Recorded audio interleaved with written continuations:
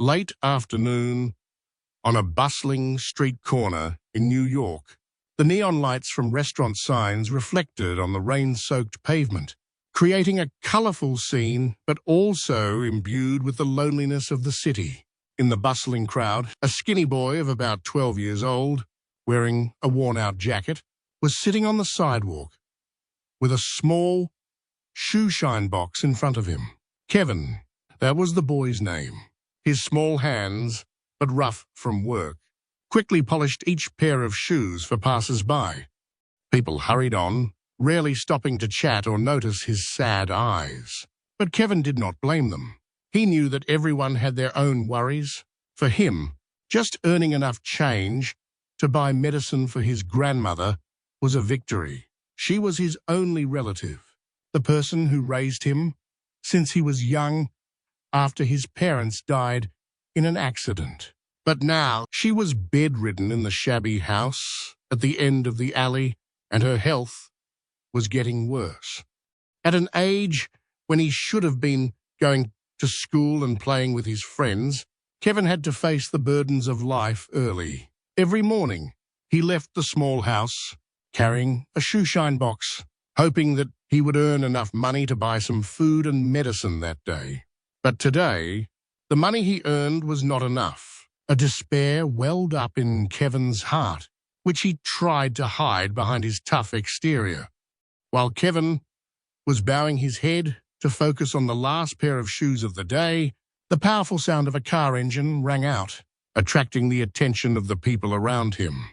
A pickup truck stopped by the side of the road, and from it stepped out a man with a muscular body and silver hair, but still exuding a strong aura.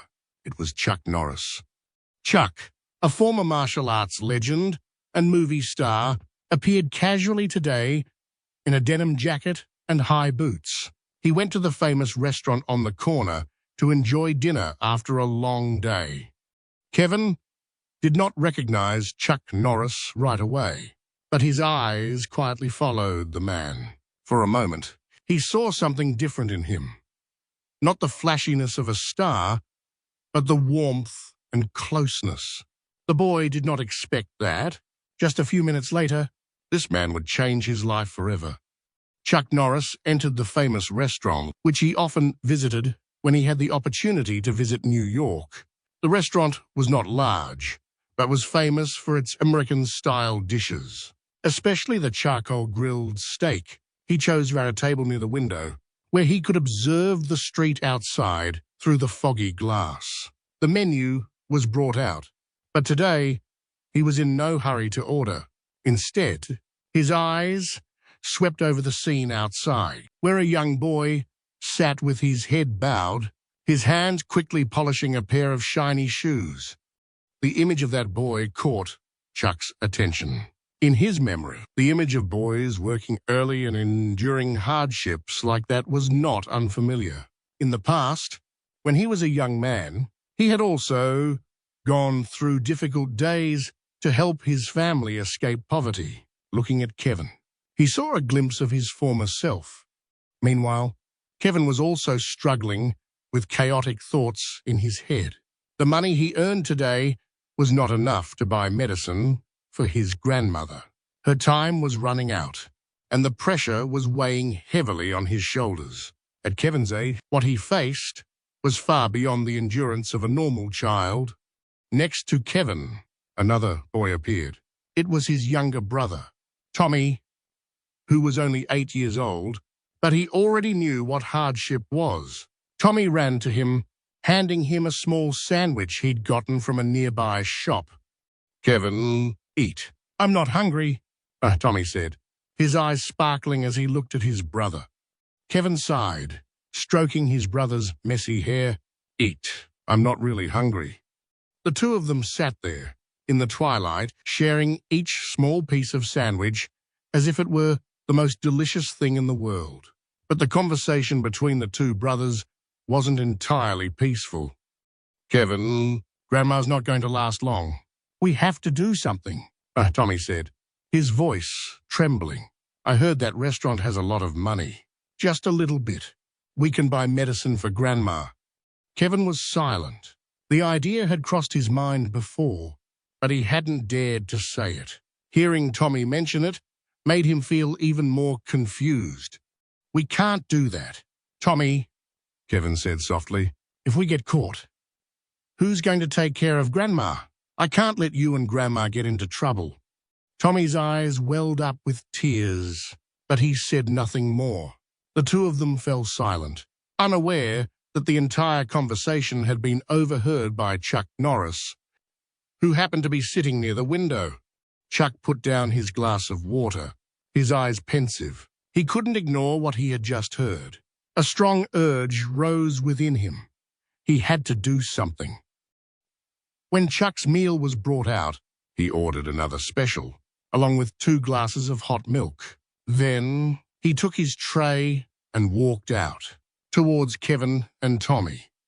"Hi, guys," Chuck said, his voice deep and warm.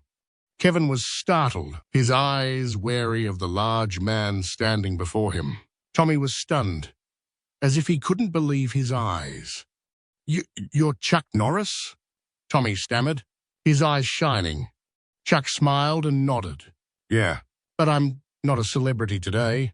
I'm just a passerby, and I brought dinner to 2 lovely boys." Kevin remained wary, but Tommy had forgotten all embarrassment. "Really? Is this for you?" "Yeah," Chuck replied, placing the tray of food on the sidewalk, right in front of the 2 brothers. "But I'm not just bringing food. I'm also bringing stories and advice, if you're willing to listen." Kevin looked at Chuck, his eyes conflicted, but in the end, the man's kindness won out over his doubts. "We appreciate it, but why did you do that?" Kevin asked, his voice low but clear. Chuck sat down next to the boys, talking about his own hard times, about how he had worked hard to help his family through the hard times. He insisted that there was no path to true happiness that began with doing the wrong thing. "When I heard you guys talking about stealing money, I knew you were desperate," Chuck said, his eyes steady on Kevin. "But stealing is not the way. It would hurt you, your grandmother, and your future." Kevin bowed his head, tears streaming down his cheeks. He didn't know why, but Chuck's words touched him deeply. "But we had no choice," Kevin whispered. "We just wanted to save her." Chuck put his hand on his shoulder, a sympathetic squeeze. "You did the right thing by putting your family first, Kevin. But I'm here to tell you, you don't have to do it alone. There are many ways to help your grandmother without sacrificing your morals or your future." After a while of talking, Chuck took the 2 boys back to the brothers' house. This was where a touching story took place, a conversation that would change Kevin's entire life later on. When Kevin led Chuck Norris into the small house, the first image that struck his eyes was extreme poverty and deprivation. The house was narrow, only wide enough to accommodate a small bed, an old wooden table, and a few basic household items.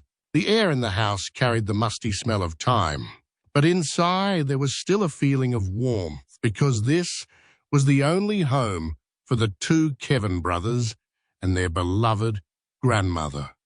On the old single bed, Kevin's grandmother lay there, her body thin and pale. She seemed to struggle to sit up when she saw the stranger enter, but Kevin quickly ran to help her.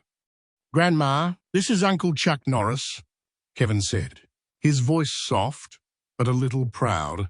"He helped us." Her eyes, though weak, were a little surprised and grateful. "Chuck Norris? That famous guy? Oh my gosh, I can't believe it," she said, her voice hoarse but still trying to be polite. Chuck smiled, sitting down on the bedside. "I'm just a normal person like you, and I came here today to listen and help your family. Kevin and Tommy are 2 wonderful boys. But you know, our family is in trouble." Mrs. Kevin nodded, her eyes sad. "Yes, we've been through a lot. The 2 kids have sacrificed so much. They deserve a better life. But I couldn't take care of them." "Don't blame yourself, Grandma," Chuck said, his voice calm. "I believe you did everything you could. But now I think we need to find a way to give the children a brighter future. Kevin sat beside her, holding her hand tightly, tears welling up in his eyes.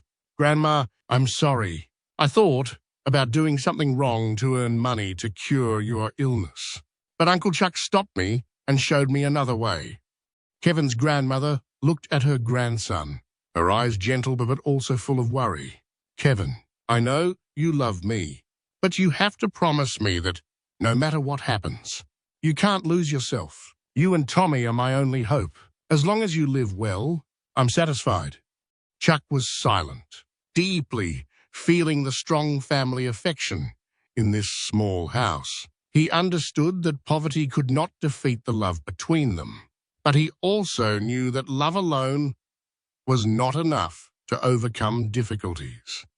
Kevin, Tommy, Chuck said, drawing both boys' attention. Your grandmother loved you and was very proud of you. Now, I want to help you find another path, a path that will not only help her, but also build a better future for you. Kevin looked up, his eyes shining with hope. You'll really help us? But we have no money, no one to teach us. Chuck placed his hand on Kevin's shoulder, a gesture that was both firm and warm. I won't just help you, I'll teach you. I believe that when you have a profession, you can, if I settle down, I'll not only take care of myself, but I'll take good care of you and Tommy. And more importantly, I'll be the person I want to be, a strong, upright person.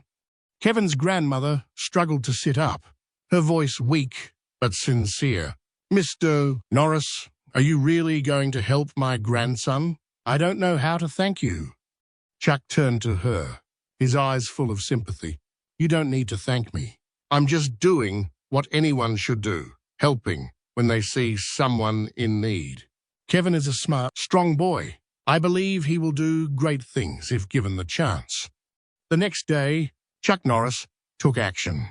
First, he contacted an old friend of his who ran a free vocational training center for disadvantaged children. He convinced his friend to enroll Kevin and promised to cover the initial costs. Chuck also took Kevin to visit the center, where he was introduced to various jobs such as machine repair, cooking, and even graphic design.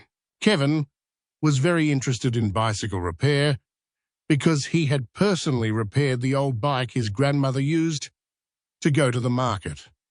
Uncle Chuck, I think I want to learn bicycle repair, Kevin said, his eyes shining.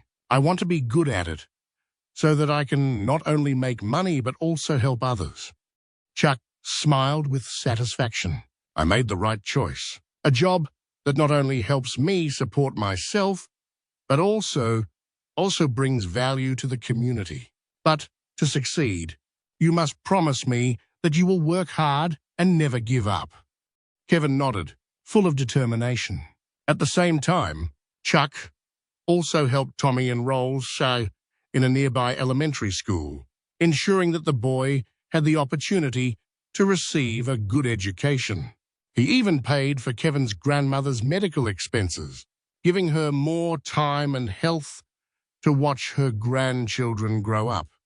In the following months, Kevin diligently studied at the vocational training center, constantly striving to become a good auto mechanic. He learned how to disassemble, repair, and even create new ways to improve. The dedicated guidance from Chuck and the instructors at the center helped him overcome the initial difficulties. Kevin's grandmother, despite her poor health, always followed her grandson's progress. She knew that what Chuck Norris had done was not only to help materially, but also to inspire and believe in her family. On a beautiful day, Kevin stood in front of his small house, his own, now renovated with the money he earned from his first job.